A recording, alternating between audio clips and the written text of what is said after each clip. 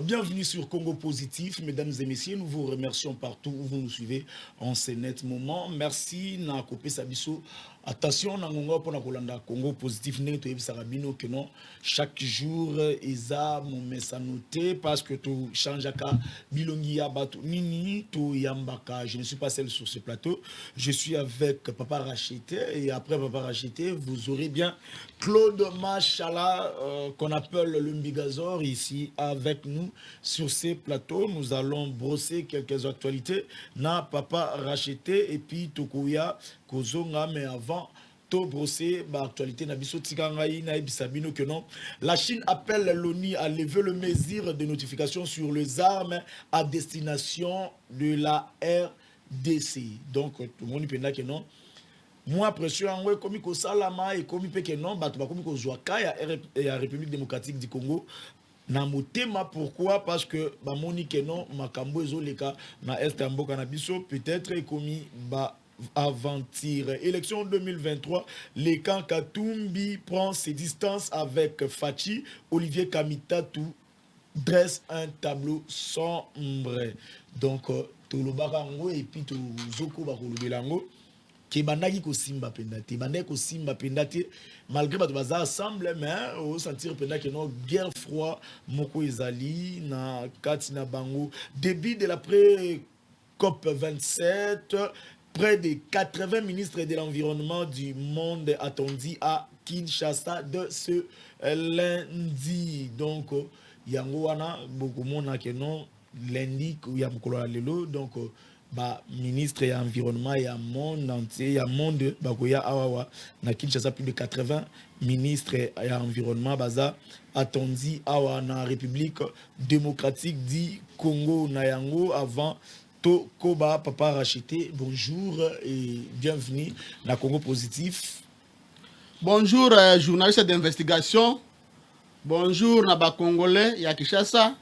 Bonjour Naba Congolais ya intérieur. Bonjour Naba diaspora. Aujourd'hui on va évatrer le bois. On va parler tout sauf rien, sauf Tokofinga Mutute. Tokofinga Mutute, Tokoloba. Ndenge nini Congo ezotambola, ndenge nini Congo ekoki kotambola, ndenge nini Congo ekoki ko avancer, ndenge nini Congo ekoki kosala compétitivité na ba état voisin na yango. Donc on va parler de tout sauf rien. En tout cas, on va parler de tout sauf rien. Papa Racheté, soutien de la Chine. Quelle lecture faites-vous et pourquoi la Chine n'avait-elle pas il y a droit de veto pour soutenir RDC? Bon, au moment na réunion wana et 5 membres ya ba pays wana donc ezalaka na quorum na yango. Ozomona? Bon. Nakanisi Chine azalaki pour biso, Russie azalaki pour biso, ba pays mususu wana loko États-Unis, Angleterre na ba pays mususu donc korom o balobaki non ezalaki belé, o balobaki oui ezalaki muke. Mais la question se pose. Oui. Les États-Unis en particulier, la MONUSCO, bango ba fandi awa pendant 23 ans.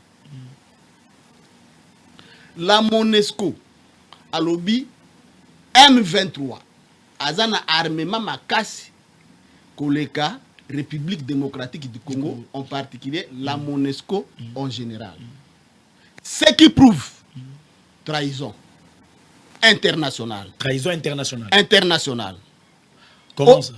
À la République démocratique du Congo déguisé de nationalisme. Investir dans l'homme, investir dans la richesse, il y a beaucoup de pour l'intégrité territoriale de la biso. Sinon, si on dit qu'il y a un niveau de Zanango, oyebi, ceux qui n'ont pas de kamu, ça peut comme ça ba congolais. Frais de fonctionnement, il y a des institutions. Ils ont consommé dans le budget national 70%. Nous sommes dans quel pays? Ok.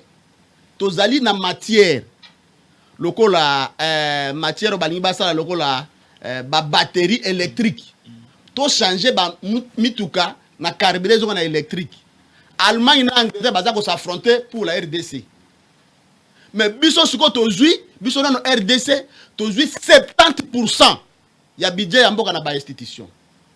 Qu'est-ce que vous allez me dire? Donc vous pensez que mbongo yo bazo pesa na ba institution normalement il fallait pas pesa ngo na armée? Non, je parle de l'article 58 de la Constitution. Mais c'est le journaliste d'investigation. Je vais toujours vous donner des révélations qui vont fâcher les Congolais. Tout le banane Assemblée nationale na Sénat. Ce qui va réduire taille ya budget ya fonctionnement na yango et qu'on régénérer na retrocession na trésor public 130 millions de dollars. 130 millions. Ce qui va réduire mbongo ya régénérer budget ya fonctionnement. Budget ya fonctionnement. Fonctionnement kaka ya Assemblée nationale na ya Sénat. Et qu'on produire na caisse ya l'État rétrocession 130 millions. Voilà seulement par mois. Voilà seulement Assemblée nationale na Sénat. Par mois. Par an.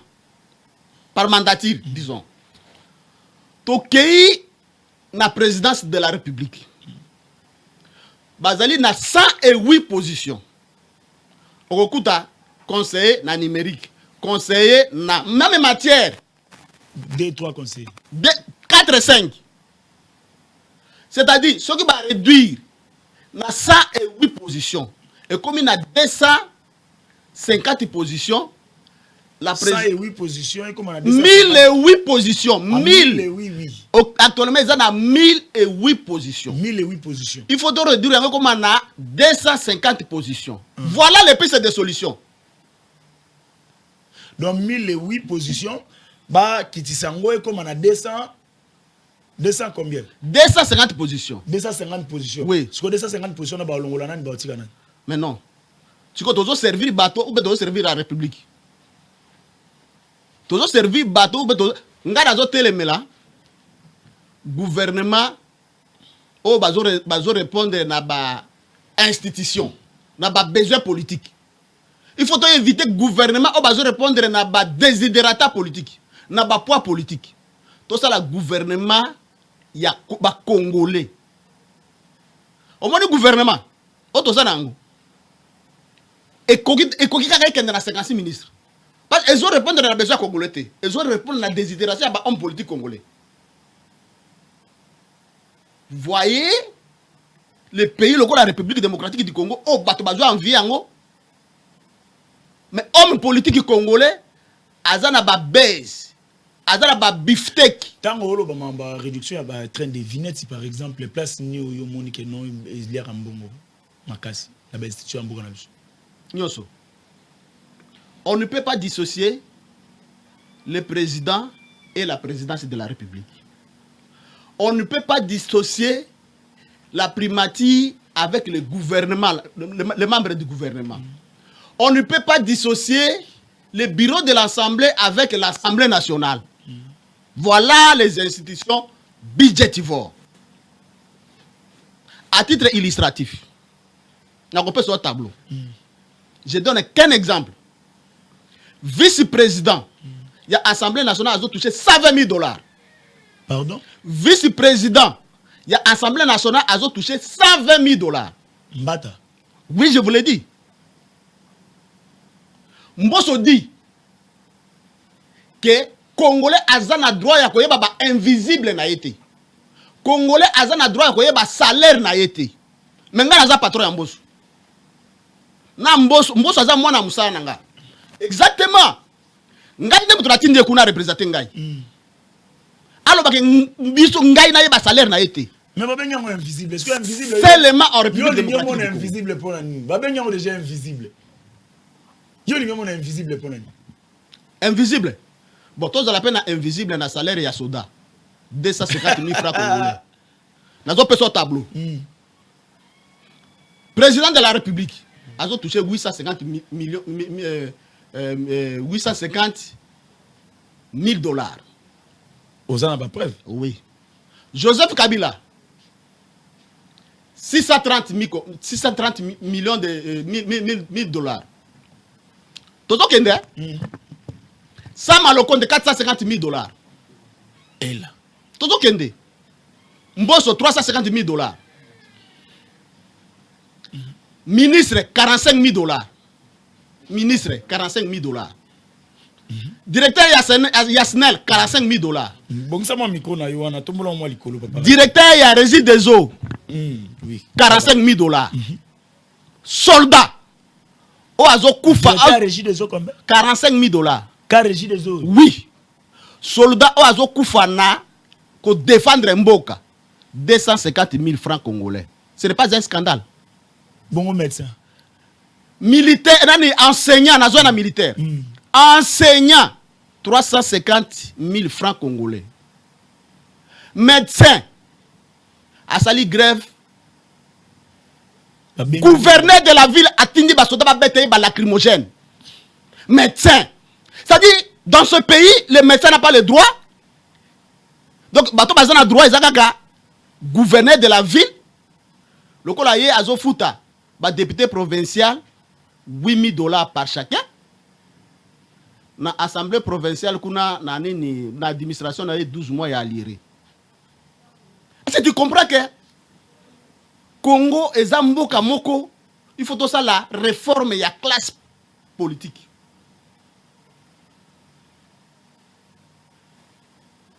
À l'Assemblée nationale, il y a une union sacrée place Ngana Zali. Ba échoué. Dans la place, ba échoué. Budget ya mboka, budget ya chef de l'État, ils allaient voter dans l'Assemblée nationale. Ils ont bon. Budget salaire ya premier ministre dans l'Assemblée nationale. Salaire ya ba ministre dans l'Assemblée nationale. Salaire ya ba député dans l'Assemblée nationale. Tango l'homme. Les tout. Les tout. Les tout. Mais on peut comprendre que bato ya République ya Kingakati. Oh. Batikeli biso ba loi mboso incapable ya ko modifier ba loi wana à l'intérêt de la population, du peuple d'abord. O eza vision mokonzi ya mboka. Baye kosala nini ya bato ya République ya Kingakati. Po makambo yo lobela eza ya minichu. Vous soutenez Félix Tshisekedi. Exactement. Ah oui. Tangolo bamboso incapable, c'est que outil na likolo. Na personne sous révélation. Matata Pogny. Bruno Tshibala. Batika kaka décret. O eza ko accorder les avantages les anciens premiers ministres. Décret. O wana kutuloa na papa longola ngo ko kende même na Assemblée nationale te. Donc le premier ministre est mort. Ça malokonda lelo abrogé yango. C'est fini. Si connu nezo umela. Union sacrée le peuple le ventre d'abord. Oh, oui. Union sacrée le ventre d'abord. Vous tu peux comprendre que Matata Pogny atiki 8 avantages accordés aux anciens premiers ministres. Ah bon? Mboso atiki les mêmes lois. Mais ça malokonde incapable ya ko abroger ba loi wana. Ba avantage yango eza nini? Eza solo ba mbobolo ba wana. Donc ndeto za sikobwe. Matata Pogny na Tshibala bazozwa 30% ya salaire ya sa malokonde. Bango misatu kaka to ba ministre. Les anciens premiers ministres. Nyoso tout. Oui. Ko bana période Mobutu ti lelo. Exactement. Bazozwa 30% ya salaire ya sa malokonde. Et là. Ok. Après 5 ans, va renouveler Mituka. Ils ont la valeur il y a 150 000 dollars. Donc la Prado. Dans une année, ancien premier ministre Aza na voyage il y a l'X na Mikilinyo sur Yamboka pendant 3 fois. Pas seulement lui. Lui, sa femme, les enfants. Batika da passeport diplomatique. Seulement na Congo. Seulement na Congo to zobalo antérieurement. Vous serez étonné que président Yaris banda guerre et salemi na Ukraine a se déplacé. Même na Nations Unies a kende kité. Même na liwa il y a reine wana Angleterre à Kende Kiti. On a Poutine. Oui, très concentré. Budget il y a russe armée seulement c'est 43 milliards. Il y a armée, Il y a Russie. Il y a défense. Il y a défense. Il y a Russie. Au budget nabiso il y a armée ça combien? 3,5%. Mais il y a Fachi. Pourquoi ça va bloquer surtout? Fachi n'est pas le président de l'Assemblée nationale. Nazo bimisa parce que pays ezali na séparation des pouvoirs. Donc il y a 3 pouvoirs traditionnels dans un pays. En tout cas. Merci beaucoup, papa racheté. Ceux qui sont assemblés, il y a partout. Tous deux annoncé qui viennent que tu bani n'a pas racheté. Après, tous ceux qui n'ont Claude Machala, je crois que non. Tous ceux qui sont assemblés, il y a partout.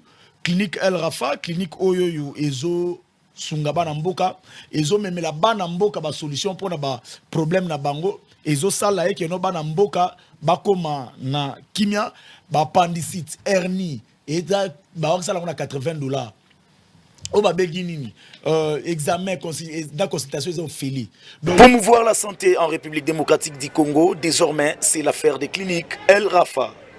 Dotée des matériels modernes de qualité, des personnels qualifiés, cette clinique vient répondre à toutes les préoccupations sanitaires de la population congolaise en particulier et d'Afrique en général. Elle dispose de tous les services, comme le précise son médecin directeur, le docteur Agos Kongolo, dit béton. Au bandika na 4 départements à branche à Liboso à Nyon Sozalia. Médecine interne, pédiatrie, chirurgie, gynéco-obstétrique. Na au bakisi, ophtalmologie, dermatologie, laboratoire, imagerie. Nyonso et sa place. Le médecin soigne, mais c'est Dieu qui guérit, dit-on. Cette dernière associe la médecine moderne et la spiritualité. Médecine est la spiritualité. Au moins, on a bela mibale maladie moko. Ma pesio bakisi o ya kiri o atikali. Ma pesio paracétamol na hôpital mongo fièvre silité. Aye pas docteur muso apese paracétamol moko ya maison moko ya firme moko habillé pas docteur muso. Donc yango wana biso to comprenant que le premier chirurgien, le premier médecin est un zambemo. Yango to le bité celui qui travaille sans pour autant associer Dieu à zorena ko échouer mo. Yango to zo mukolo médecine to kotia la makamuna biso donc yeso ka lobby to ça. Donc on la permettra biso après biso médecine les âmes abété yango wana avant makamutu to be la kaye les Jéhovah Jireh Jésus-Christ du Nouveau Testament. Dans la même logique de soutenir la vision du chef de l'État, Félix-Antoine Tshisekedi, Agos Kongolo, l'homme des cas difficiles, lance une promotion de santé dans toutes ses cliniques. Donc, biso doza sima mokonzi mboka. Tu t'imagines oyer la consultation, basalio fiche, docteur Atalio, na ba examen laboratoire au foutika 7000 francs. C'est du jamais vu. Il y a mis baloyen à $10 tout ça échographie. Oyer na $20 basalio radio. Il y a parti nyonso nzoto, miku wa nyonso ya kingo ya mutu ya maboko atabino. Oyer na $20 basalio ECG. Oyer prenant pour un robot il faut $50. Oyer na appendicite dans les autres tungiso kala. Faut $80. Na $80 mikozo ça en hôpital, ba kisi ya opération, hospitalisation, acte chirurgical, bon anesthésiste. Hernie la même chose. Kyste 150, ba mion mo offre à $300. Ba goitre to ça on va 800. Ba prostate pas ba 800. Tout est à Oueza très moins cher. Bandeko bazobela ata ba to poto. Bolek satana binote boya tozo c'est la bino. Ce cas ko bungisi makamuna zoloba ozuka téléphone ayo 09 98 35 75 53. Adresse c'est assez facile. Ozana Yolo Nord 1. Au continent avenue Ngoufou numéro 7. Référence Arrêt Jamar na Kimwenza. Côté Angaba ozaka à l'université au Kitine Arrêt Kanyoka. Avenue Kanyoka côté Ngaba numéro 3. Yohana Massina Bekatef. Kotika Massina Bekatef. Avenue Mbangi numéro 50. Donc voilà, nous vous attendons et nous vous aimons sérieusement. El Rafa, la santé d'abord. Eh bien, merci à Ya Patou, comme annoncé au début de notre émission, qu'après Papa Racheté, ça sera Claude Machala, l'homme qu'on appelle le Mbigazor. Moi, je l'appelle l'intelligence raffinée. Nous sommes avec lui parce que ce que je suis en train quelque part, le biso qui nous a bomoui, l'ambassade a bomoui, le bilango a bomoui. Ce que vandi na ye ou pour ça qu'on na été parce que sagesse de et puis makawa na de Claude Machala, bonjour et merci. Il y a qu'à répondre à l'invitation à Bissou. Oui, bonjour mon frère. Ça a toujours été un honneur. En tout cas, sans plus tarder, tout kenena on a dossier oyoyo, to bengyo penda parce que bino boza bato vous maîtrisez moi makambo et belé et puis bozalaki na gestion en boko pendant un peu longtemps makambo ta mususu biso bato mususu tozo lukato yeba bino bozo maîtriser yango un peu parce que bozalaki kokamba pemboka oyoyo. Soutien de la Chine. Quelle lecture faites-vous et puis pourquoi Chine a ça qui est forte aluka ndenge ya ko peser na droit de veto na pour que les vieux anezala au lieu que nous comme lelo ko senga. Donc moi je pense que d'abord nous ne pouvons que remercier le gouvernement chinois. Il n'est jamais tard pour bien faire les choses. Sûrement parce que Lukaba va se conscrire un peu en jeu. On va comprendre un peu les tenants et les aboutissants. Il y a ce complot contre la RDC. Et maintenant qu'ils ont compris qu'effectivement qu'il y a un complot, surtout après insuffisance qui exhibée par l'actuel secrétaire général des Nations Unies. Souvenez-vous, il y a peu, nous avons suivi ce monsieur dire, par exemple, se permet de hisser un groupe terroriste au même niveau qu'une armée d'un État souverain.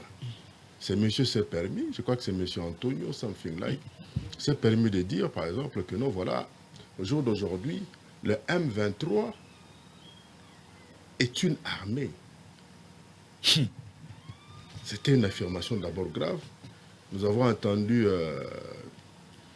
crier protestation. Au niveau de notre gouvernement, rien, silence radio. Monsieur est allé plus loin, alors que le budget qui est accordé à la MONUSCO par an, il est plus de 1,5 milliard de dollars. 1,5 milliard de dollars. Mais monsieur c'est na MONUSCO. On est dans budget na biso. Le budget à Nations Unies. Nations Unies.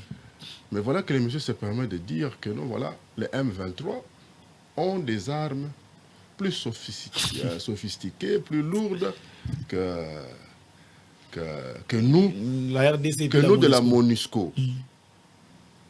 Mais c'est grave.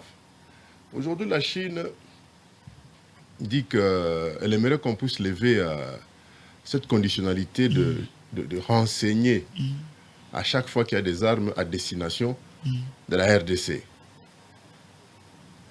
Là, c'est quand l'État achète, quand le gouvernement légal achète. Mais où est-ce que les M23 ont trouvé ces armes lourdes et sophistiquées que les CG des Nations Unies sont censés aussi la monitoring? Parce que les armes pour arriver à l'est de la RDC, déjà Bunagana par exemple, ce n'est pas une frontière avec le Rwanda, c'est avec l'Ouganda. Pour que les armes arrivent jusqu'à ce niveau-là, ça passe par où? Par Dar es Salaam, par Mombasa, ça passe par où? Par Entebbe. Et comment ça arrive jusqu'à Bunagana par exemple? Nous avons suivi, il y a eu un massacre perpétré par les délinquants de la MONUSCO il y a peu au niveau de Kassindi.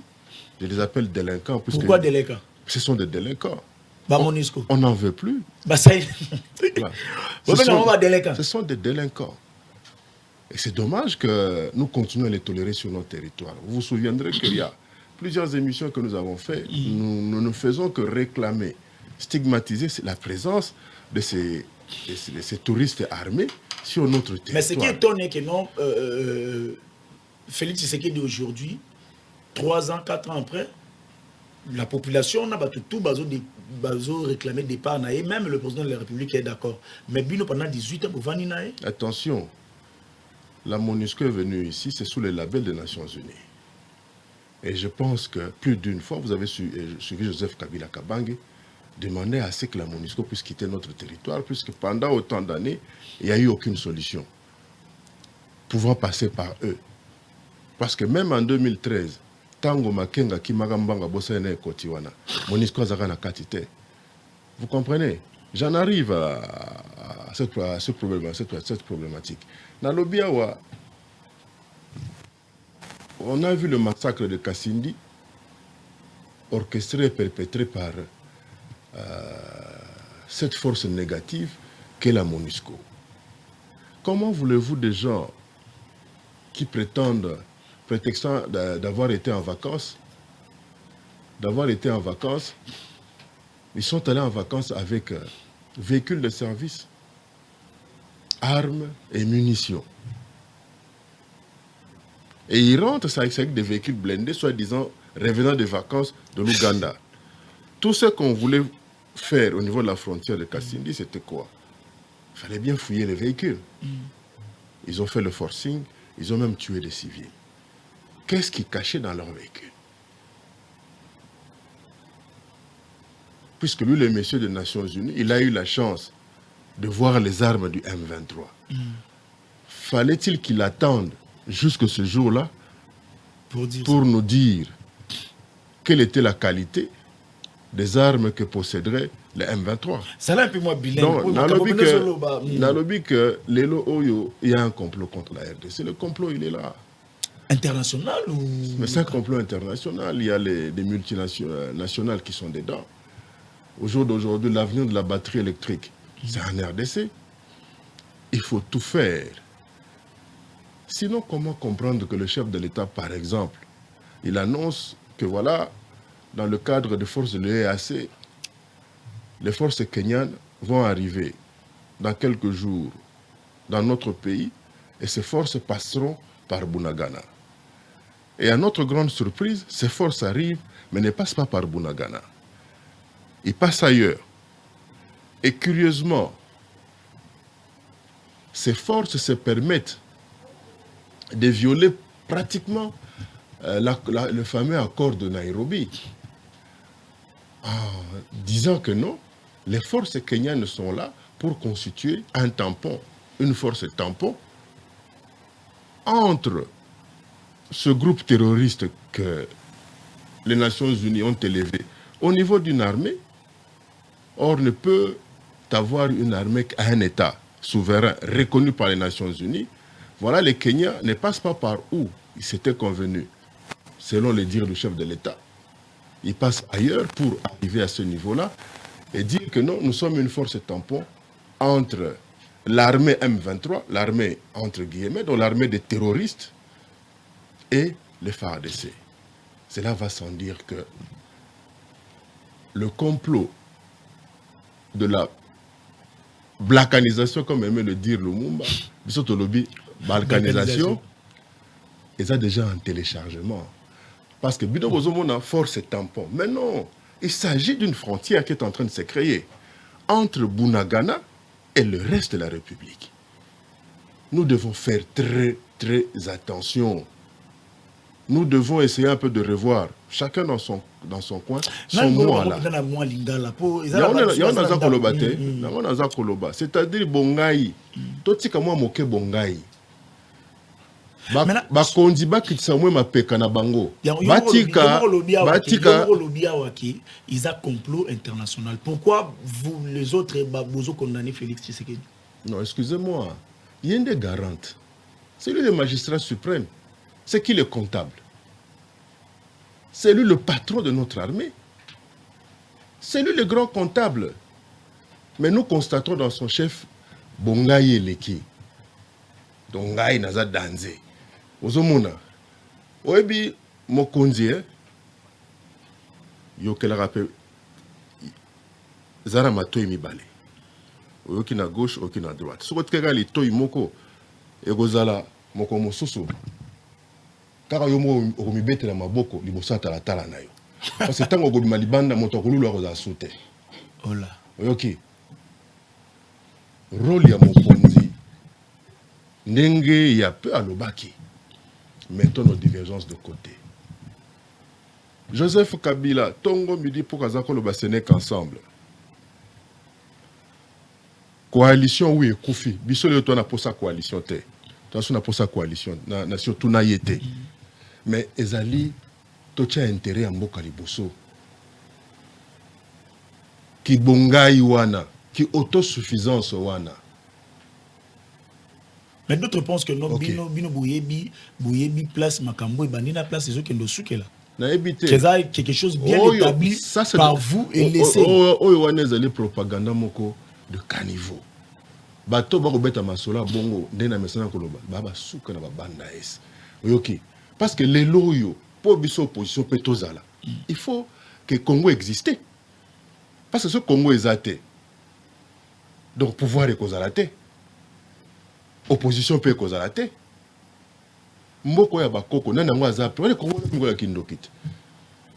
Yo za sûr katan boka balabala moko porto na porto kuna basola kate na komi na kwa balabala na moni mwana ya voisin bakola ndemba na bakulu na ba machette lokole komi na normal na ville ya Kinshasa ke na position ko sauver mwana wana na kotika na koluka na sauver mwana wana na komisa ta pemela ndako na bango au moins que nous beta l'histoire na ndako epa papa na mama na yeke papa songolo ce qui était ba papa nga machette ozo comprendre po matanga teza ennemi na yo soko leki eza moto na faut pas kolela ya moto mona kata matanga ta monsieur ko salo pasi na motema ozo comprendre donc lelo moto aloba keno eza bino ma bolole moto bongo un intérêt nini en 2013 tobengani banyangala kata wana Ndeko Claude Machala. yoki Quelque part, Bazan a raison, parce qu'on vous accuse aussi à Sala, Nanzéana, Binotos à l'infiltrer dans les militaires. Et mêler les militaires rwandais. c'est grave vous oubliez que dans ce pays il y a eu brassage. Favorisé par vous. Je crois que Joseph Kabila Kabanga est en Azora Bokonzi à Lobaka. Et si quand on y a surtout, balobi qu'il faut qu'on solo là pour na kimia na RDC na kokendaka. Je crois que ba oyo bazalaki lokola ba bana bitinda ya ba Ugandais. Ba oyo bazali lokola bana bitinda ya ba Rwandais. Bazali awa. Tovandi autour d'une table bakor et salami to comité na 1+4. Fallait que tika babandi au Jean-Pierre Bemba zaki na bango ba ingaka partout bona mindu kité fallait bakota na armée. Fallait que tika ba oyo bazaka na baruberwa ba ingaka partout non fallait que kota bango na armée. Ko pesa bango discipline ko comment dirais-je ko réveiller un peu esprit patriotique na mito na bango. Eza oyo salamaki. Oyo eza ko le kalelo on a affaire à babilo kolokola ba faiblesse au biso moko toza ko o bakonzi baza ko étaler sur la place publique le manque de cohésion nationale monguna ebi ke tola bomoko et donc ami balé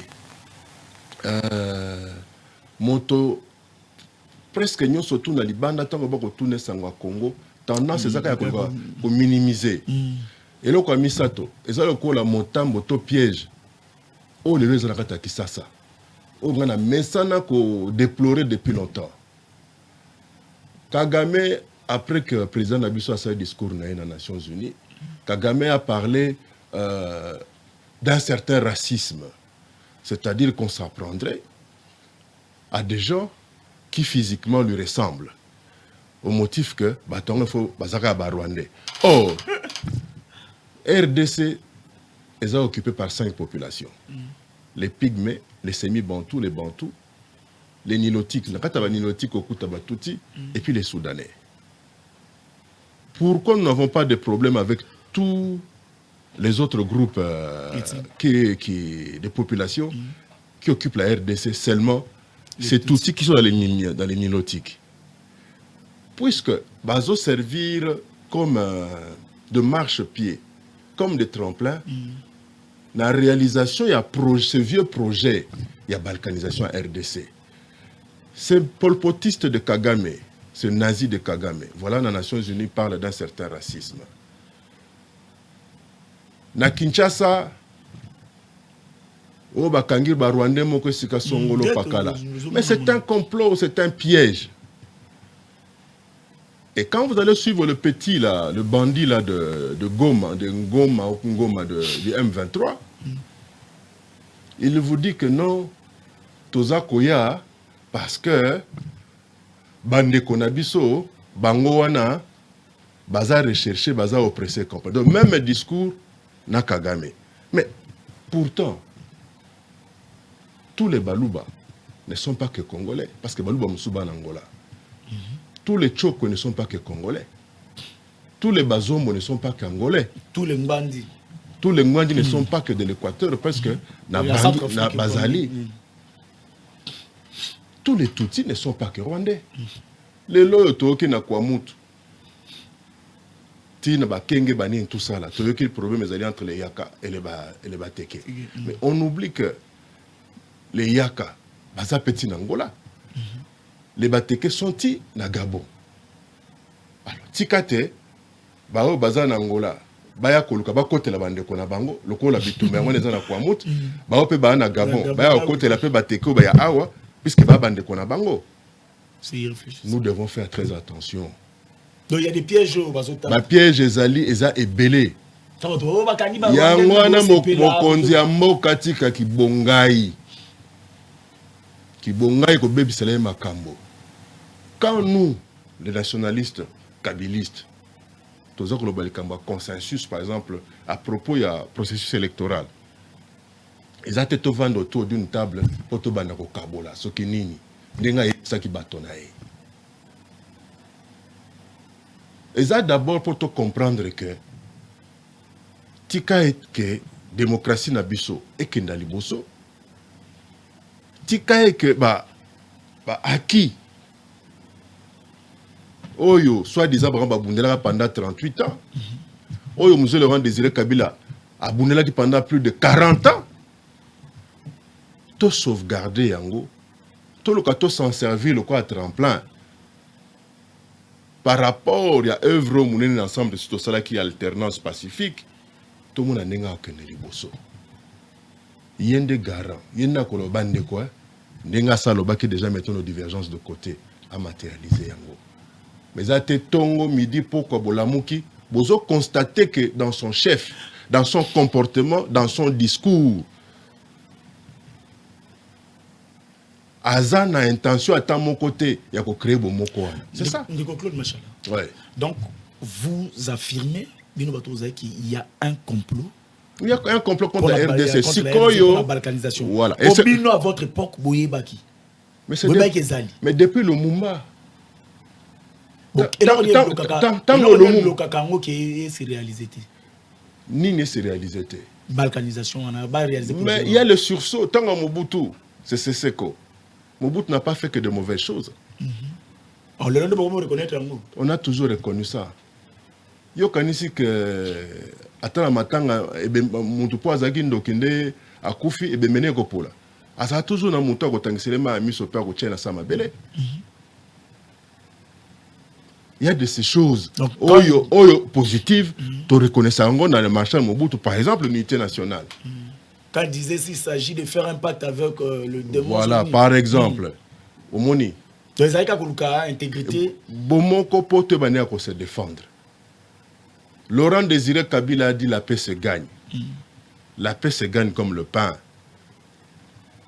Auto-prise en charge. Pambate toko comme baumbu ya batoana. Laurent Désiré Kabila a accueilli. Joseph Kabila s'est battu pour Nabomoko, la preuve que Bandi n'a 1+4. A continué le discours, ce n'est qu'ensemble. Et qu'on produire une alternance. Oye sali que, hier Azaki opposant, a comme on a pouvoir. Hier, Azaki ko traité Kabila de Rwandais, a comme on a pouvoir. Hier, Azako traiter Kabila d'être en complot.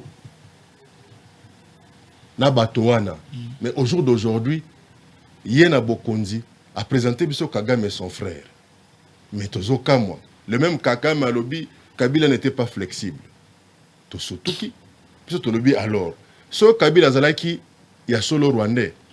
Ata soka zalaki chinois, c'est aux akara naïe. Parce que voilà, il n'était pas flexible. Mais il a présenté Biso Kagame comme son frère. Tala o ibaza ko sala esiko na bokonzi nae. C'est-à-dire, il doit revenir vers ses vrais frères pour te former un front, te réaliser ne fût-ce que veut Oyo. Il y a Laurent Désiré Kabila. Tanga Lobaka, il faudrait que nous ramenions la guerre d'où elle était partie. C'est très important. Nous n'avons pas un problème avec les Rwandais. Nous avons un problème avec un Rwandais et son système. Puisqu'après tout, na Rwanda n'a pas opposition exacte. Opposant na Rwanda, ba traqué, tué même. Donc, ce que tu veux en coalition, na bato ya modèle wana, je crois que qui bon voisinage n'est qu'au marché. Voilà. Une question m'est venue comme ça. Ouais. Qu'est-ce que vous regrettez aujourd'hui? Il y a un pouvoir. Nous ne regrettons pouvoir, vous perdez le pouvoir. Comme c'est normal que non, bon, ils ont bongo, tout mais vous vendez les lois après que tu as la temps sur 3 ans, 4 ans, il ne fallait pas. Non, il ne fallait pas tout perdre le pouvoir. Il ne fallait pas perdre pour le Cameroun. Mais à venir, à venir est le domaine en Zambie.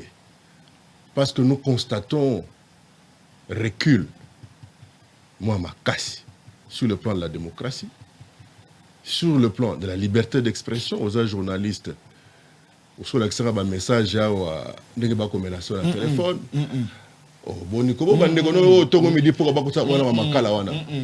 Excuse-moi, le virus maloko il est là. Na évité ceux qui osent un vaccin. Yomoko seki. Le gars doit se faire vacciner. Au moins, recule à ma casse sur le plan des droits de l'homme. Recule à ma casse sur le plan de défense et intégrité. Sur le plan de la justice, nous avons des arrestations et des arrêts de détention. Arrestation, par exemple, il y a Jimmy Kitenge.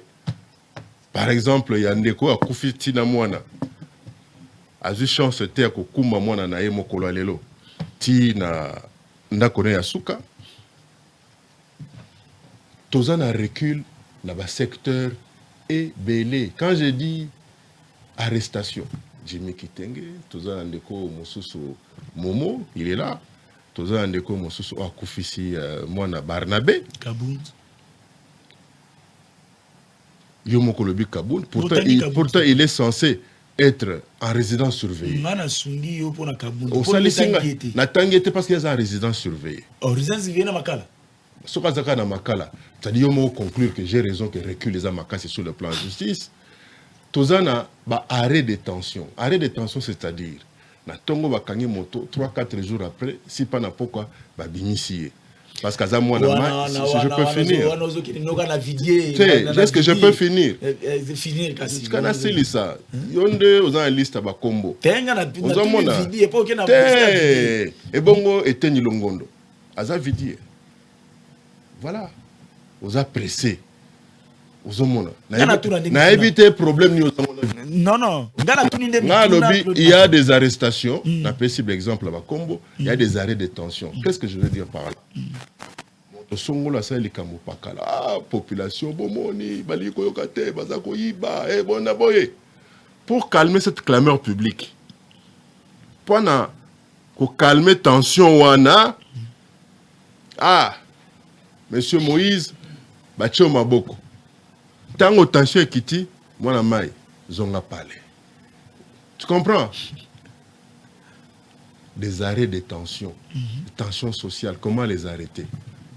Benela mwana mai, voilà la sanzete le temps que mon peuple est lek.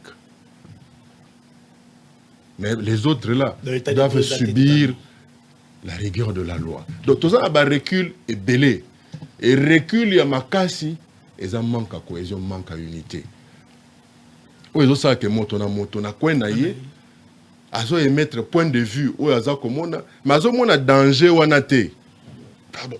Azo mona danger eza liboso te. Kagame pousse ses pions un peu partout, comme un système Adam. il est en train de nous encercler.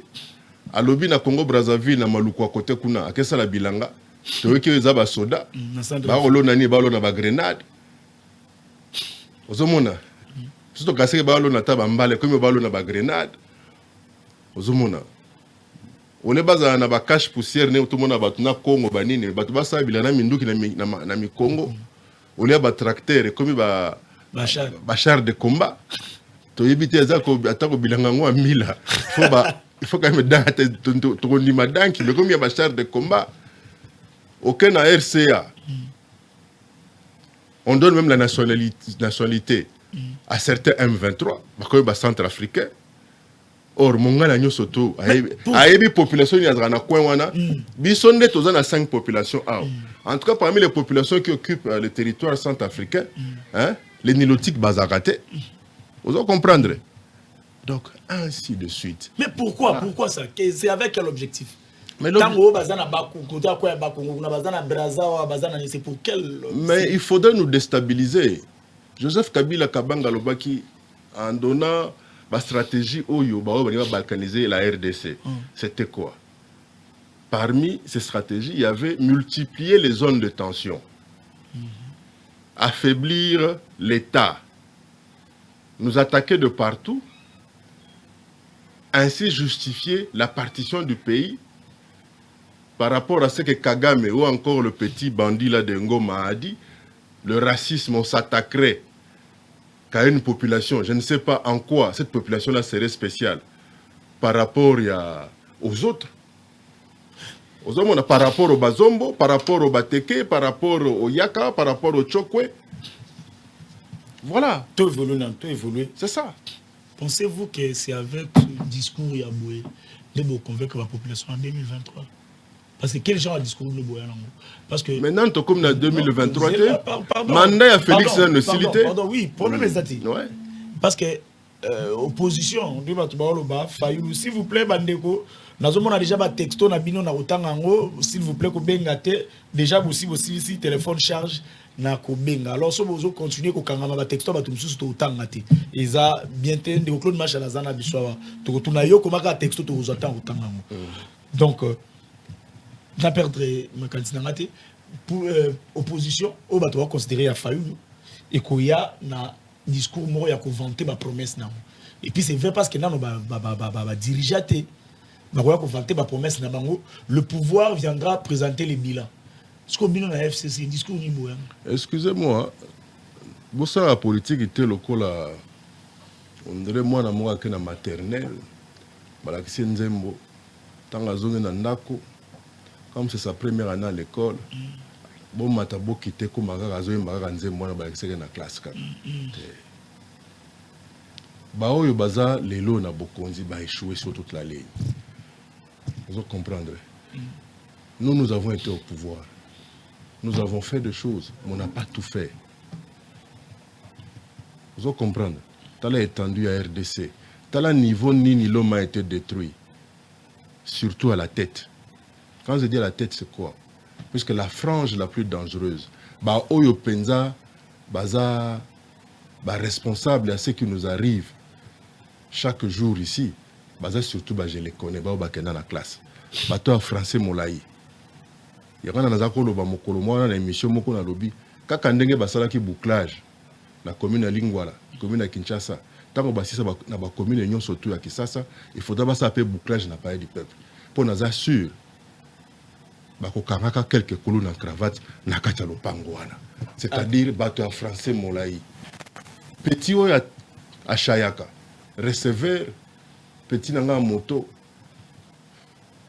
petit nanga sireur ata petit nanga shege akoleka chombo aleki mwa koyo aleki mère mwa periki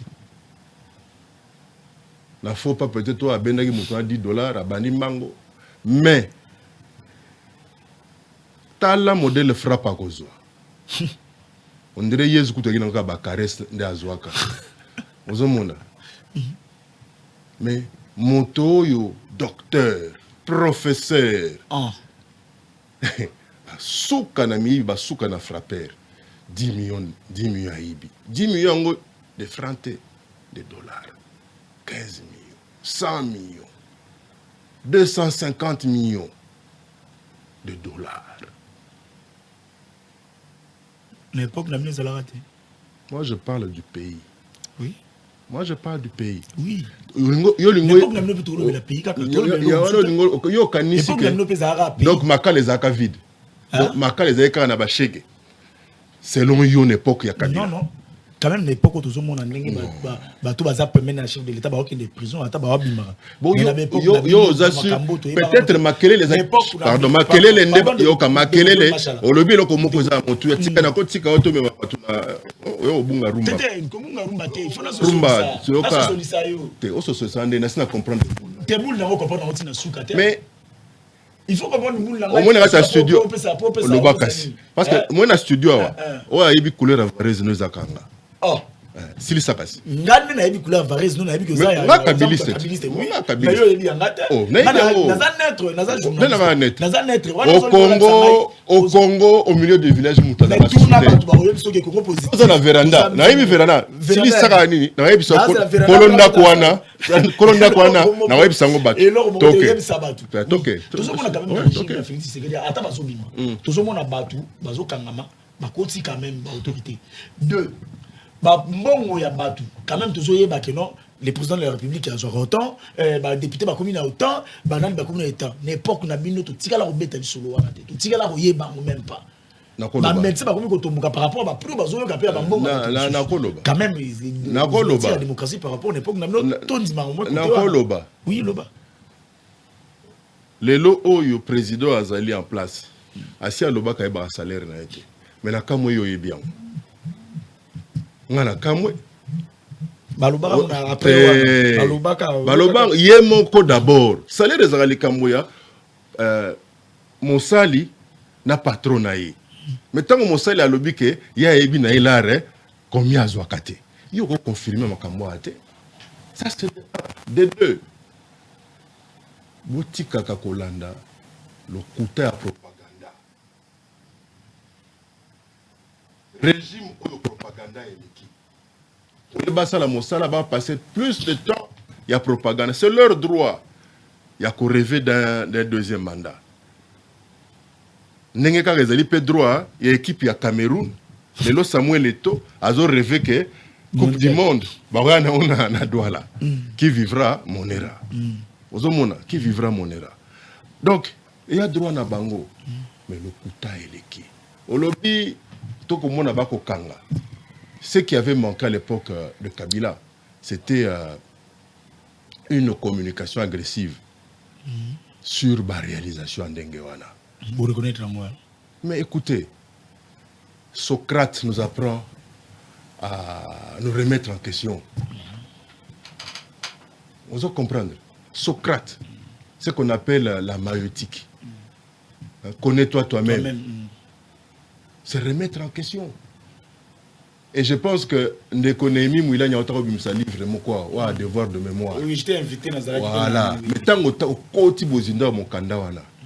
les points forts, il y a Kabileza en Kati. Et ces points faibles. Et pour nous, ce débat-là est dépassé. 2023, nous avons pas mal de choses à proposer. Mais ce n'est pas le moment. Merci. Puisque d'abord, le processus électoral Yangomoko est allé entacher trop d'irrégularités et d'insuffisances pour preuve. Monsieur Denis Kadima, au lieu Tongo pourquoi Aïbi Sarabatu vérité qu'il est à la tête d'une cellule de base à UDPS, lui il prétend qu'Azali à la tête d'une certaine CENI. Donc, donc c'est pour dire que le moment venu, démarche. Merci Claude Machala. Mais bonjour Congo positif. Claude Machala Atikayo, tu es naître. Machala Atanga politique na université nini. Est-ce que tous ceux qui font la politique, Batanga Yango? Parce que nous avons docteur Mukwege Lelo Ngazala. Azala, président de la République. S'il vous plaît. Alingi. Alingi, toi, la démarche, est-ce que c'est ça? Or biso toyebi que il est médecin. Toyebi pe ba bori nya reparaka. Il y a ba pinete, il y a ba ya reparani. Ba ordinateur te.